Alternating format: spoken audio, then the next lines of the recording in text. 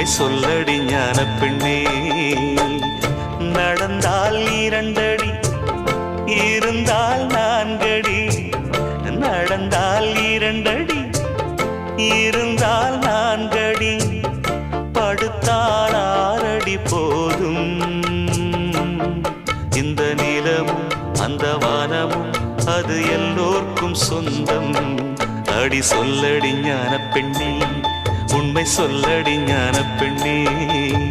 சொல்லடி ஞான பெண்ணே, உண்மை சொல்லடி ஞான பெண்ணே. நடந்தால் 2